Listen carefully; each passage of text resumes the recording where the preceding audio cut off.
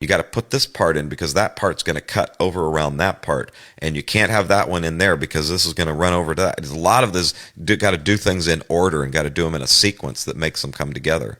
That's the kind of thinking you start to learn with machining and CNC. Now that I think that way, I could go back and do it manually, but I couldn't have done it manually without going down that road. For the most part, you've worked by yourself, but you did mention at one point you had somebody in the shop that was helping you. So what would a picture of the work that they would do on your cues? Because I know you're particular about doing everything yourself, right? Well, my buddy Brent, who was another musician, we played music together. We still play music together. Right on.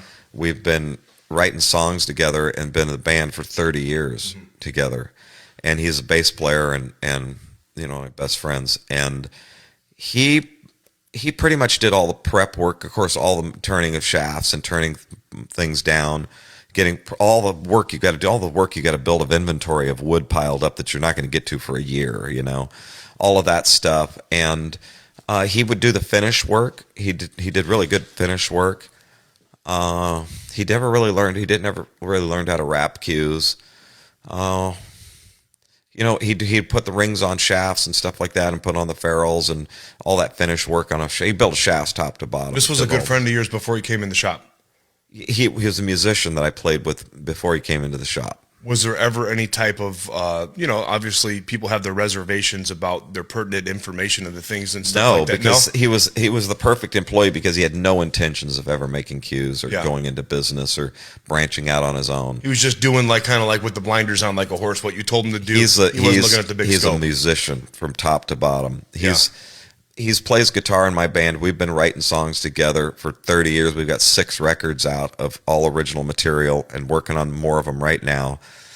But he's the bass player in the band Social Distortion. So he's got a big time, you know, band job too. You know, he plays in that band, which was where he really makes his money. But then, you know, they don't tour all the time. And so then when he's home, we play music together. At the beginning of the... we were playing music and working in the shop every day. So constantly Jan would come out and she'd hear the machines are stopped because we're over there working on a song. You know? I don't know how you could find time to actually be, you know, the husband and the family person that you are, because for somebody like me that you obviously, we know when you play pool, that could suck all your time depending on how much you're wanting to play or how much you're obsessed, right? Then you're playing musical instruments, then you're doing gigs, right? For a lot of people that don't know, you are actually a professional musician as well, too. Full time, more than full time. Yeah, right on. So I asked you originally, right, what came first, the magic, the music, or the pool? So now, how did the music come in? It came in through the magic. Okay. Everything came in. Pool came through the magic. Yeah. It's the magic of pool. That's right. So one of my dear friends, Carmine Sardo, does that name ring a bell? Sardo Tight Rack, of course. Sardo Tight Rack. Yeah. His brother Louis is the one that created the Sardo Tight Rack. Louis and, Sardo family, 17 brothers and sisters, same mother and father. They didn't have cable out in the country back then or whatever, right? Those cold winter nights? Yeah, originally from Boston.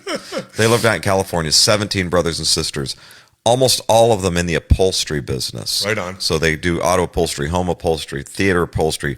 Louis, very multi-millionaire, does buses and train upholstery. So they're all in the upholstery business. Yeah. They all came to House of Billiards and played pool every day, you know? And they're very, very close family. The 6 brothers, they all played pool. Well, Louis is the one that ended up creating the Sardo Tight Rack. Carmen is the one that you see on the cameras all the time that went out and Louis stayed home, did the business. Carmen was out there, you know, on all the pool tournaments and running the professional side of it. Well, Carmen is a really great guitar player, kind of a country guitar player, right? So we got the pool, we got the country guitar playing, and the Sardo Tight Rack. So Carmen's son was a drummer, right? I was a professional magician. His son, Dylan, wanted to learn magic. I wanted to play the drums. Traded. So we traded. I taught him magic and got him going, and he became a working professional magician. So you're a good teacher too. Yeah. Okay. You're a good pool teacher too. So he became a working professional magician. Right on. He taught me how to play drums, and I started getting up and playing with Carmen's band like immediately. and I became a professional working drummer. So that's how that happened. It was funny with Carmen growing up playing music because in the beginning you can literally just play one beat, and Carmen's like, you got to get up and play. Yeah. I've been playing 3 months. I can play one beat. So sorry, you got to get up and play. Yeah. So I'd go to the gigs and he'd get me up on stage and you play.